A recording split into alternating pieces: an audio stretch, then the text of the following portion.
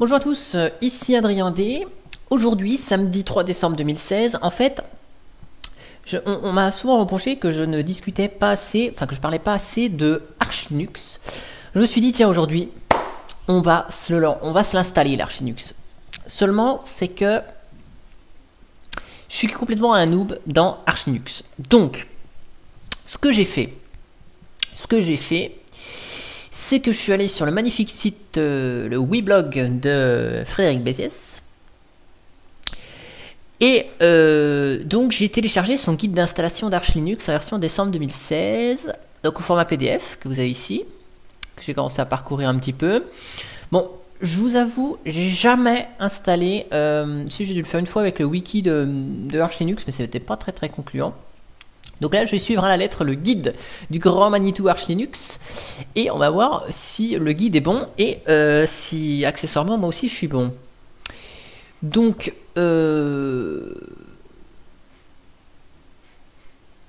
pour installer Arch Linux, donc il faut se rendre sur le site d'Arch Linux. Là, donc dans la partie download.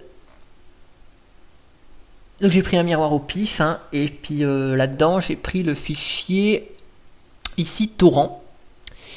J'ai pris le fichier torrent et que voilà, parce qu'en fait si vous voulez, en téléchargeant depuis les miroirs, on a un pauvre débit de merde qui excède, enfin qui va même pas à 1 mégaoctet seconde. Autant dire c'est un peu longuet. Donc là en torrent, j'allais à fond les ballons de la connexion, soit 11,2 MO par seconde. Autant dire que le téléchargement de l'image était assez vite plié. Donc ce que je vais faire une machine Linux, une machine virtuelle Arch Linux. Alors la vidéo durera sans doute un petit moment parce que je vais me lancer surtout dans l'installation de KDE. Hein, parce que moi j'aime bien KDE, donc tant qu'à faire, voilà. Donc voilà, ma machine virtuelle est créée. Ce qu'on va faire, on va mettre dedans l'ISO Arch Linux, récemment téléchargé. Dans le son, on va mettre Intel Audio HD. Et au niveau du réseau, je prends l'accès par pont sur ETH0, c'est parfait. Voilà, je vais pas tenter le diable en UEFI. On va mettre quand même 2 CPU, histoire que ça dépote un petit peu. Voilà, donc ça c'est bien. Excusez-moi, je commence à m'étouffer, ça va pas le faire. Et donc je démarre sur l'image ISO. En fait, c'est ce que dit Frédéric Béziès, ou Béziers. Il faudrait vraiment que si jamais il voit ma vidéo, qu'il me dise vraiment comment son nom se prononce. Parce que je ne sais pas. Pas si on prononce le S ou pas. Donc là, voilà, on a installation de notre base. Donc voilà, c'est ce que j'ai fait là, télécharger l'image ISO. Donc, partitionnement et attribution des partitions en mode BIOS. Donc c'est mon cas. Donc là, il dit première fois load keys. Alors load keys FR pour se mettre en clavier français. Et on va faire nos partitions donc avec CFDisk. Donc je vais pas regarder comment il a partitionné. Moi je vais faire à ma sauce, c'est-à-dire 20 Go pour la racine, 2 Go pour le swap, puisque j'ai 2 Go de RAM, et le reste pour home, ce sera très bien. Yes. Kit fdisk-l. Voilà. Donc mes partitions, elles sont bien. Alors vous allez dire oui, j'ai pas mis le type swap pour dev SDA2, c'est pas grave. Je pense qu'il faudra formater les partitions, donc ça écrasera mes paramétrages. Voilà. Donc on fait le formatage des partitions mkfs. Donc lui il utilise du ext4 pour la racine. C'est ce que je voulais prendre. On va pas s'amuser avec XFS ou BTRFS. Hein. Donc dev SDA 1. Je fais pareil pour SDA 3, le home. mkswap dev SDA 2. Et donc on va swap on dev SDA 2. Qu'on puisse profiter du swap pendant l'install. Ça mange pas de pain. Bien. On va créer les points de montage et y associer les partitions correspondantes. Qui correspondent. Ok.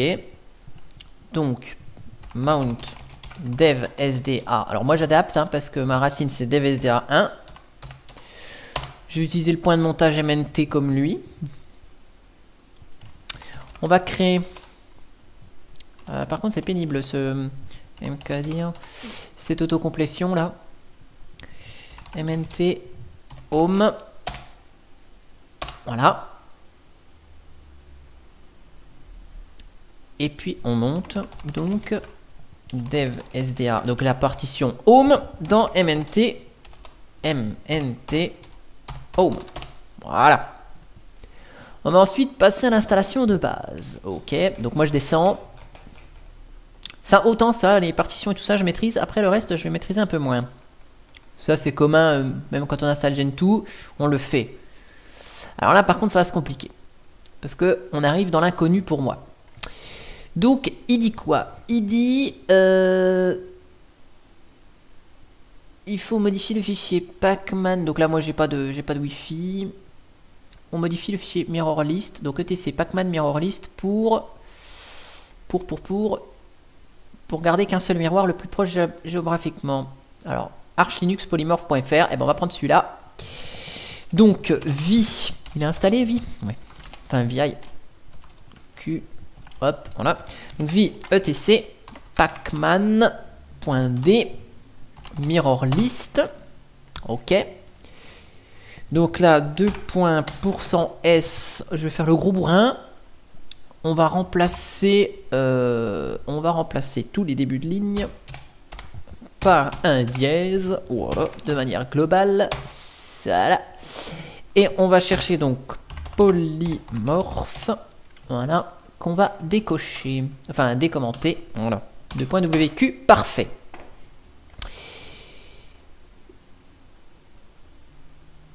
Donc bon, lui il utilise Nano, moi je ne sais pas utiliser Nano correctement, donc chacun ses outils, pas de problème. Donc on passe à l'installation de base. La deuxième ligne ajoute certains outils bien pratiques pour avoir dès le départ. Alors, on fait packstrap, ça fait penser à la commande bootstrap qui permet de packager, enfin de comment ? Comme quand on veut par exemple faire la première version de GCC ou autre, on bootstrap un programme. Donc là, ça me fait penser packstrap à mon avis à bootstrap. Donc packstrap mnt base devel. Alors là, je tape bêtement les commandes parce que honnêtement, je ne sais pas ce que ça fait.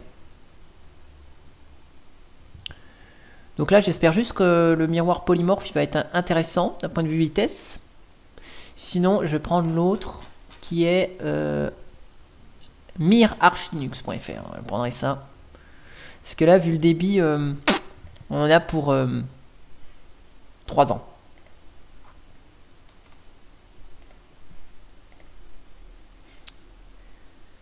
Donc là, effectivement, si on récupère 235 mégas à 150 kilo-octets-secondes, ça va pas le faire du tout.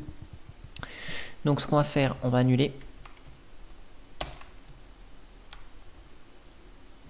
Et on va aller donc chercher polymorphe. Je sais pas si on peut faire le Pacman mirror moins truc là.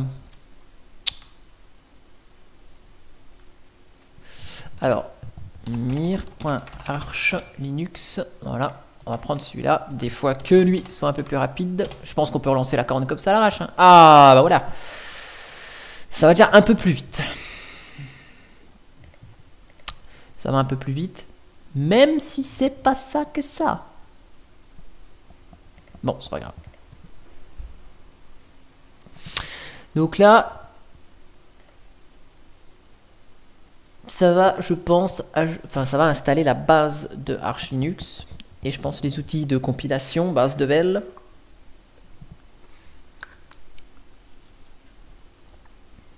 Donc ça, c'est assez sympa. Et donc la deuxième commande, c'est pour installer des petits outils sympas. Donc packstrap, zip, unzip, pszip, vim, mc, as utils.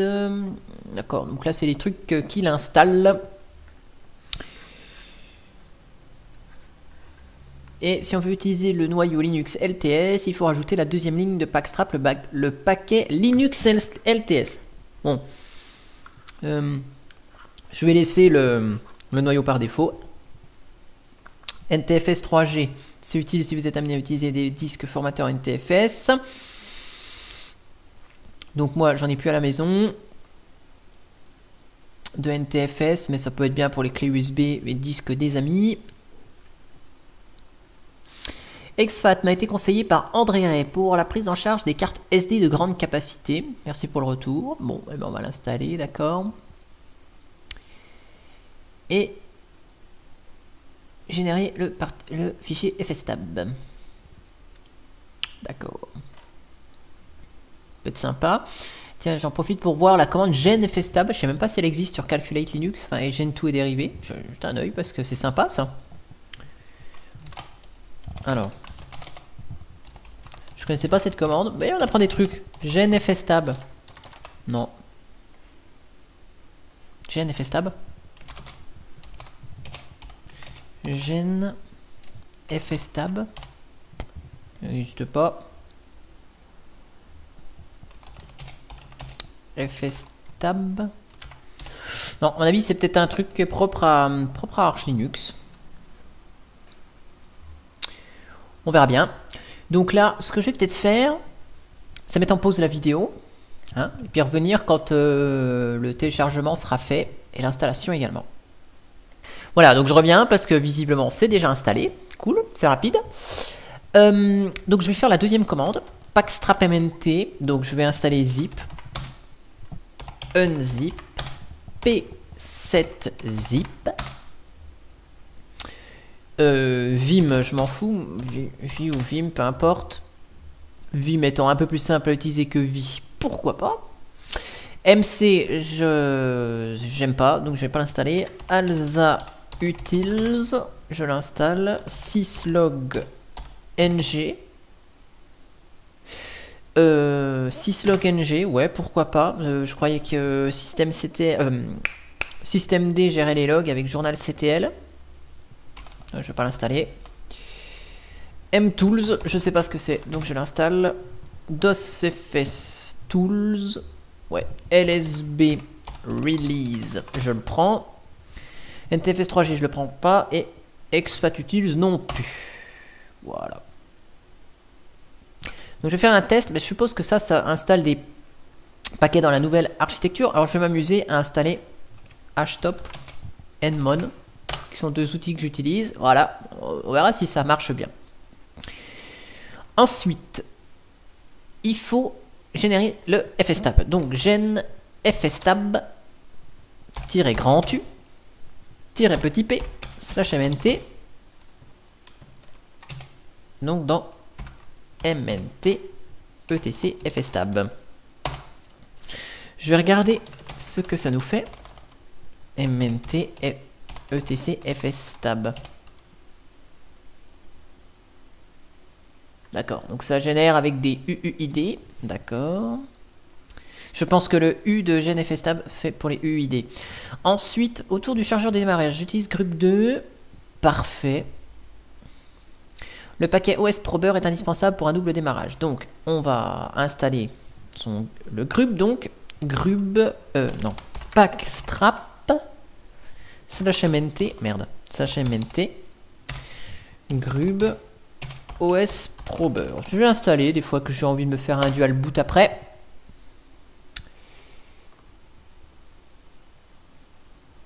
Et voilà. Et on passe au réglage de l'OS qu'on vient d'installer. Arch chroot mnt. D'accord. Donc on fait un chroot sur mnt. Donc je pense que le script arch chroot fait beaucoup plus qu'un chroot classique. Donc voici quelques infos pratiques. Cela concerne les pays. Donc je ne suis pas dans ce cas-là. Pour les locales, d'accord. Donc pour avoir le bon clavier en mode texte, créer le fichier etc vconsole. Donc etc vconsole.conf. Et là-dedans, on va faire quoi? Keymap égale fr-latin 9 et font égale lat 9W-16. Ok. Donc pour le moment, ça se passe bien. On verra bien au prochain reboot. Pour la localisation française, le fichier etc local.conf. Ah, alors je pense qu'il faut le créer. Voilà, langue égale fr underscore fr.utf, alors sans majuscule, utf-8 lc collate égale c. Voilà. Vérifiez que la ligne fr utf8 dans le fichier local.gen n'a pas de dièse devant elle. Donc on va faire ça tout de suite. .gen. Donc fr utf8. Ben voilà, donc elle a un dièse elle. Donc on le retire. Et donc on va générer les traductions. Local.gen, je crois la commande, ok. Local gen. Nickel. Bon, ça je vais pas l'exporter. Le nom de la machine, etc hostname. Hostname. Donc on va l'appeler Arch Linux. Très inventif le nom.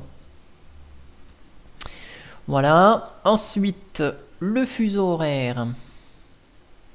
Donc pour Paris, ln-sf. User share zone info Europe. Paris, ça c'est comme sur Gentoo dans etc local time. Voilà, ça c'est réglé. Donc si on a une machine en mono démarrage, on peut demander ce que l'heure appliquée soit UTC.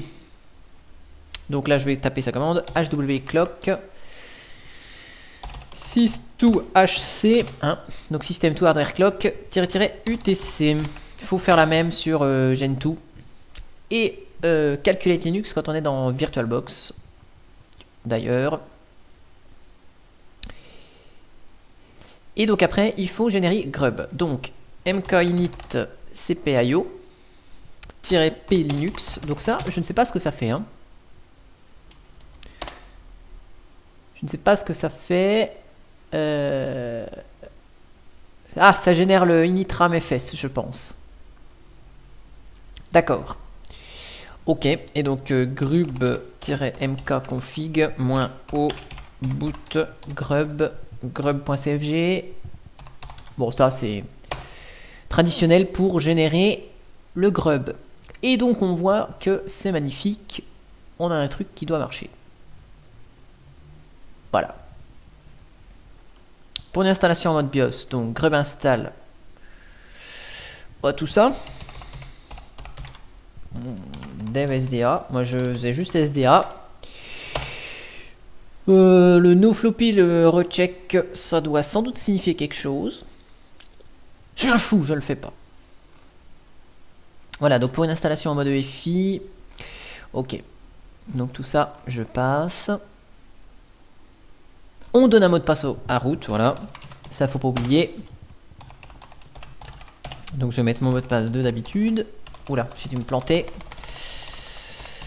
Voilà. Pour le réseau, étant donné qu'on va utiliser GNOME par la suite, ah bah moi j'utiliserai KDE mais c'est pas grave. Installer et activer Network Manager est une bonne idée. Ok, donc pacman-syy.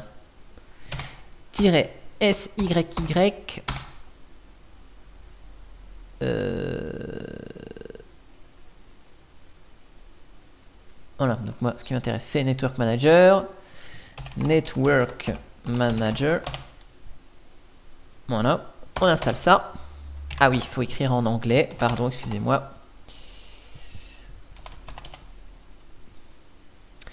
Et on active Network Manager.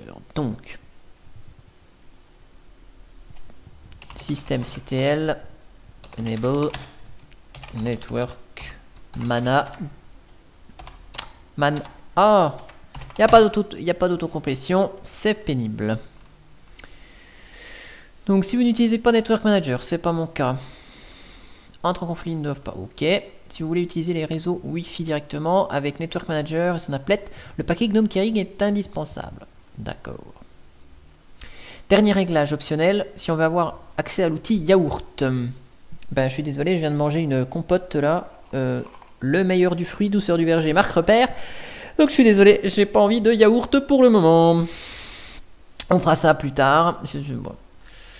Si vous voulez utiliser un outil comme Skype qui est uniquement en 32 bits, il faut décommenter, enlever les dièses des lignes suivantes. Ah oui, alors ça m'intéresse, ce sera pour Steam, éventuellement. Donc vi etc, il a dit quel fichier? etc pacman.conf. Donc on va hop multilib. Donc multilib, hop là. Je décoche. Voilà. Donc je quitte. On peut maintenant quitter tout, démonter proprement les partitions et redémarrer. Ok, donc exit.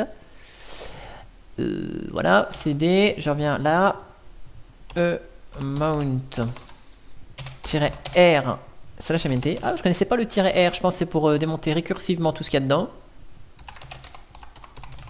Viens voir, vite fait.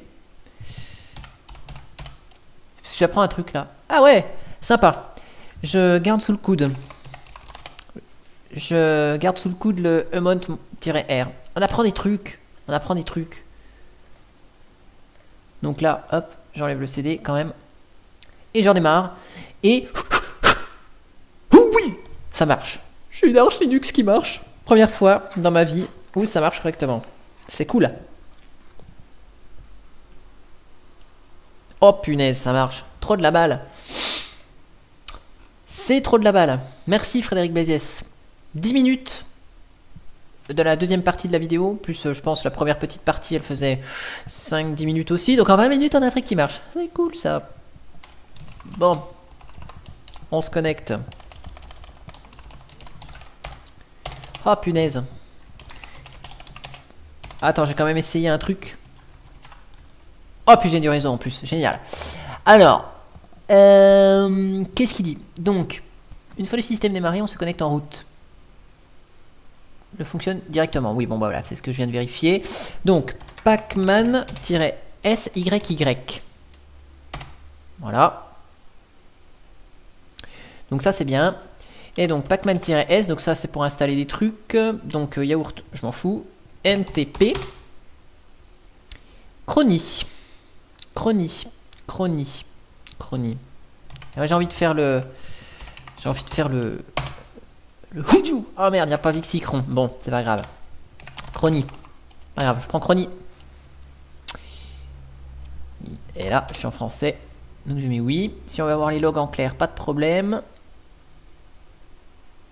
Ben voilà, il est là le log en clair de Journal D là. Donc, ah voilà pourquoi il est installé. Système... c'est pour ça que tout à l'heure, il y avait la ligne ici pour installer. Voilà, je comprends mieux. Syslog-ng, voilà. C'était pour balancer les logs dans syslog-ng. Ok. Bon, les logs, je m'en fous un peu. Donc, le niveau sonore. Donc, Alsa Mixer. Ok. Donc, ça, c'est parfait. On n'est pas en muet. Alsa CTL Store. Bon. J'adapte un petit peu à ma sauce. Donc on va installer GStreamer. Donc GStreamer. Oui. D'accord. Alors installons pacman-s. GST plugins. Alors est-ce qu'on a de l'auto-complétion là? Non. Plugins. Donc. Il installe quoi? Il installe, donc on va adapter un peu la ligne de commande, parce que moi je suis feignant.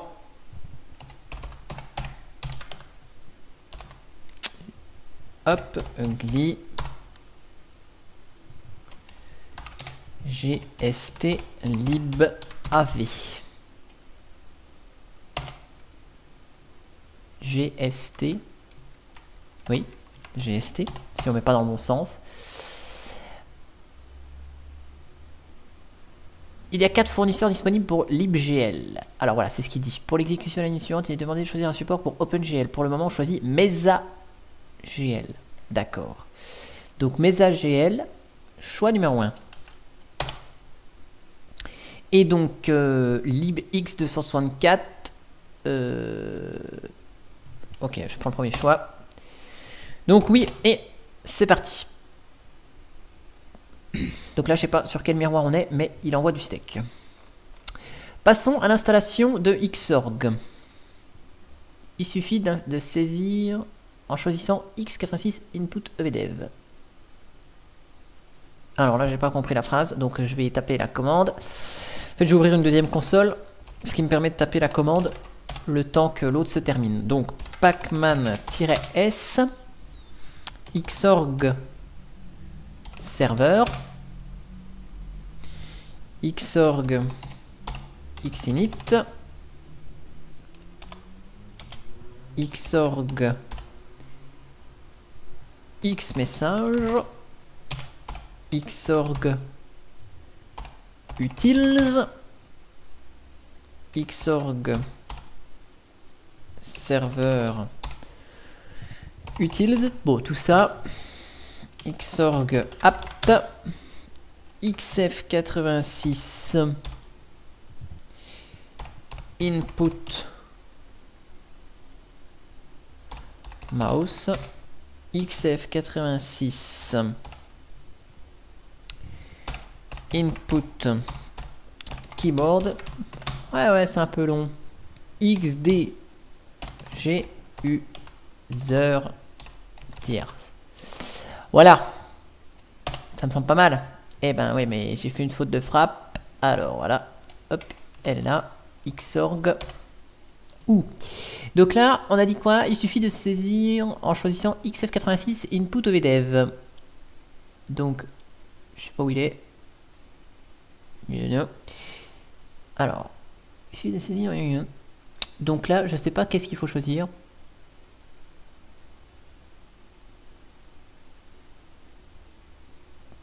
On fait quoi là? Je ne sais pas ce qu'on fait. Donc, ah non, quoi que c'est. Passer à l'installation de Xorg. Ok. Il faut ensuite choisir le lien du circuit vidéo. Donc, bon. Je vais tout sélectionner. Tant pis. Parce que je ne sais pas. Et là, on prend evdev. Qui, me semble-t-il, va bientôt disparaître au profit de input. Libinput. Hein. Ah bah voilà, c'est ce qu'il dit là, pavé tactile. Donc il faut ensuite choisir le pilote pour le circuit vidéo. Donc pour VirtualBox, je suppose qu'on a un XF86 vidéo VBox. Donc on va faire ça. Ah bah d'accord, lui il a utilisé XF86 vidéo VESA. Ok, eh ben ça répond à la question. Donc pacman-s. Alors là ça me saoule de faire pacman-s, donc je vais faire un alias ii qui fait pacman-s, hein, parce que ça me gonfle un peu. Voilà, donc xf86 vidéo VESA.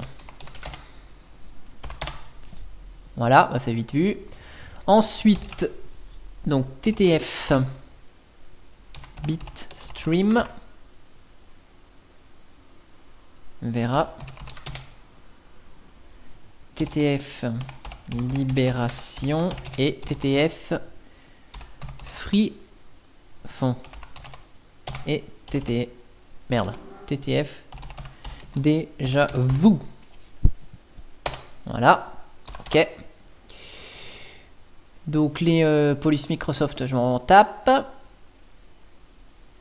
C'est une installation de VirtualBox. Il faut 2 paquets en plus de XF86 vidéo VESA. D'accord, donc on installe VirtualBox guest utils. Ah, alors là, il faut répondre à un truc. Le premier nécessite le paquet Linux headers. Le deuxième propose des modules noyaux déjà précompilés. On choisit le deuxième option.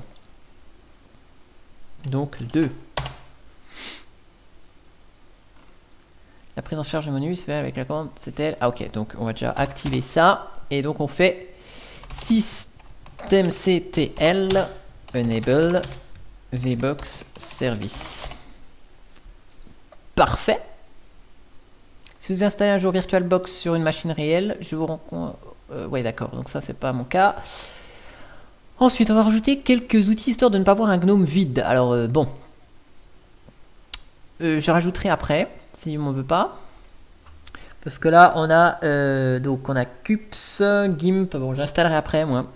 Fumatic DB, ça c'est pour les imprimantes, je m'en tape. LibreOffice, on verra après. Firefox, ok. Ensuite, on crée un utilisateur. Donc, useradd-m-g. Alors, j'ai un petit doute là. Pourquoi -g minuscule, will? C'est pas G majuscule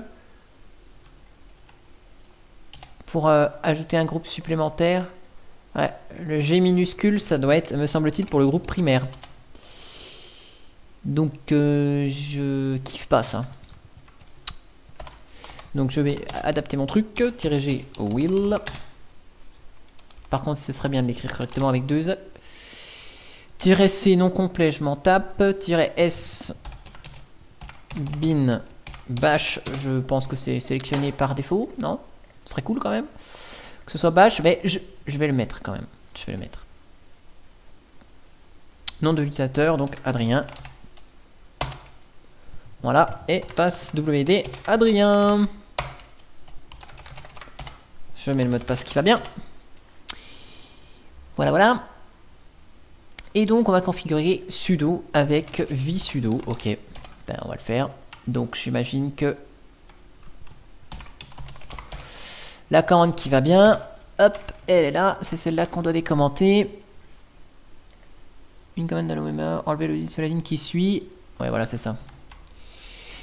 Ce qui fait que tous les utilisateurs qui sont dans le groupe will pourront, bien sûr, exécuter sudo. Voilà. C'est à partir d'ici que la session dédiée à GNOME commence. Alors, est-ce qu'il nous a fait un petit truc est-ce qu'il a fait des petits trucs pour KDE?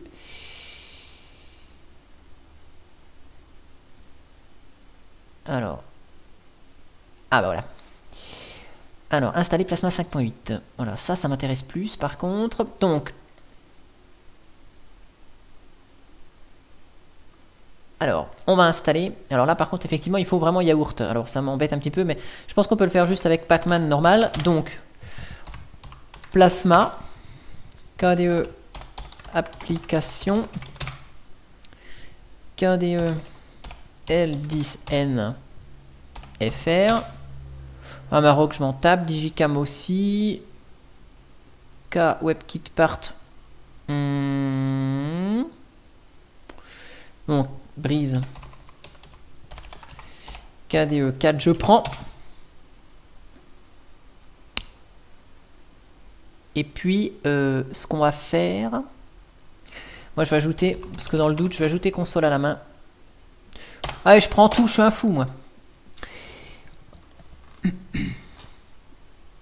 Et donc là, pour la gestion du son, eh ben, on va prendre GStreamer, hein, on va pas prendre VLC. Voilà. Donc là, il y en a pour un petit moment, je pense. Non. Je vais mettre en pause le temps d'installer KDE. Hein. Parce que bon, ça télécharge vite, mais après l'installation, ça va prendre un petit peu de temps. Donc je mets en pause, je m'arrête là et je reviens juste après. Voilà, donc l'installation de KDE touche à sa fin. Donc ce qu'on va faire là, c'est qu'on va mettre l'agencement du clavier comme il faut, avec local CTL. Alors ça c'est des commandes que je connais pas trop. 7x11 kmap fr, voilà, c'est des trucs un peu systemd, j'ai pas l'habitude.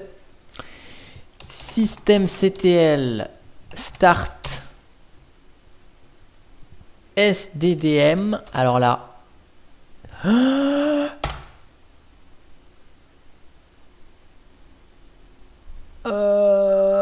Putain, ça marche. C'est beau ça. Donc vu que ça marche, on va retourner dans la console là et on va faire un enable. Oh, je suis trop content, ça marche. Et donc là, après, c'est les autres environnements de bureau, donc je m'en tape. Alors, je vais faire un truc. C'est que je vais revenir à 100%. Je vais faire un reboot. Oh, ça marche, c'est trop de la balle. Non, sérieux, Arch Linux installé en... Allez, je me rends pas compte de combien de temps ça s'est produit, mais ça veut dire que ça marche en 1 heure. C'est hallucinant ce truc. Hallucinant. Alors attends, on va passer en plein écran. Bon. Alors, là, on se connecte. Est-ce que KDE démarre? Parce que SDDM soit là, je veux bien. Mais il faudrait que KDE démarre aussi. Et ça démarre. Bon, et ben voilà. On a fait un truc qui marche aujourd'hui.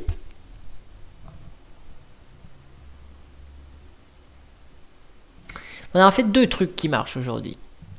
Première, c'est ça. La deuxième truc qui a marché, et qui m'a d'ailleurs halluciné, j'en profite au passage pour le dire, c'est un peu le mode je raconte ma vie. Mais cette nuit, je suis couché très tard, puisque j'ai assisté à, on a fait une soirée hier soir avec les collègues de boulot, avec le comité d'entreprise, et on a eu alors je voulais pas en parler, je voulais faire une vidéo, mais franchement, ça me bluffe. On a eu un mec qui a fait un spectacle d'hypnose. Et moi, je voulais pas participer, je voulais regarder parce que j'y croyais pas. Et en fait, c'est assez hallucinant comme il fait ça sur les gens. Et voilà, on sait au moins que les collègues de boulot, c'est pas à la télé, c'est pas des comédiens et tout, c'est des vrais. Et c'est assez impressionnant. Alors, sur le panel de 20 personnes qu'il a pris, il n'y en a que 4 qui étaient réceptives. Mais ce qu'il a fait, c'était vraiment grandiose. Et franchement, ça m'a bluffé, quoi. Donc ça, c'est un truc qui marche que je pensais pas qu'il marchait. Donc voilà, c'est le premier truc. Et le deuxième, c'est Arch Linux aujourd'hui, voilà. KDE Framework 5.28.0, Qt 5.7.0, noyau 4.8.11, KDE Plasma 5.8.4. Bah voilà, ça marche. C'est trop la balle, ce truc. Alors, déjà, je vais virer ce menu qui me saoule. Voilà, alors si je clique pas sur le bon bouton, forcément, ça va pas marcher correctement. Voilà. Donc, on a un KDE full installé. Yeah. Ce qui m'intéresse, moi, c'était un navigateur internet, peu importe. Oui, donc forcément, vu que j'ai pas suivi les recommandations d'installer Firefox, voilà. Donc là, normalement, si je fais un sudo pacman-s Firefox FR, si je me souviens bien quand on installe un logiciel, c'est censé marcher. A L10N FR A Firefox.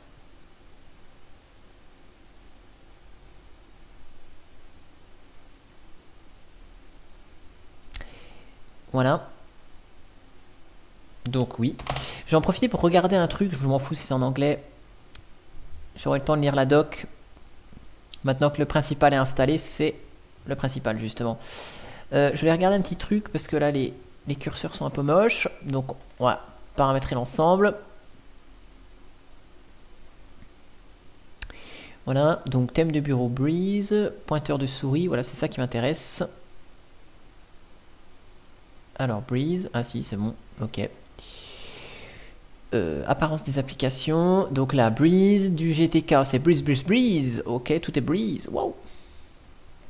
Non, c'est trop de la balle. Et donc là, maintenant, on va faire la petite commande de la balle qui tue, htop. Et on voit que l'ensemble bouffe 444 mégas de RAM.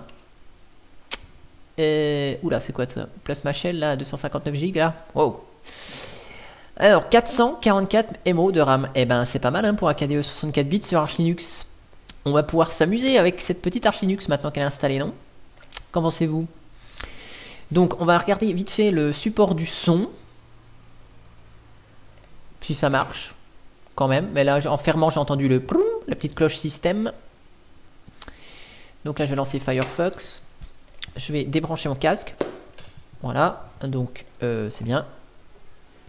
Ah oui, alors par contre, ce qu'il va falloir faire, c'est surtout, voilà, couper ça. Voilà, pause. Donc on va tester vite fait youtube.com et voilà. Et ce sera bien. Et ce sera bien. On va se prendre quoi? On va se prendre quoi? On va se prendre un petit peu de musique. Donc si c'est comme d'hab, il va y avoir Sia. Il n'y a pas de musique là. Alors Mpokora, on va éviter. Jules, encore plus. Bon, c'est pas grave, on s'en fout. On va prendre une artiste qu'on adore, qui fait partie d'ailleurs de mon fond d'écran. Voilà. On va voir si ça marche. Et puis voilà. Mais il n'y a pas de raison que ça marche pas. Ah oui, merde, j'ai oublié d'installer le bloqueur de pub. Bon, c'est pas grave. Ça va être supportable. Voilà, mais il y a du son. Hein. Je sais pas si vous entendez, mais moi j'entends, il y a du son.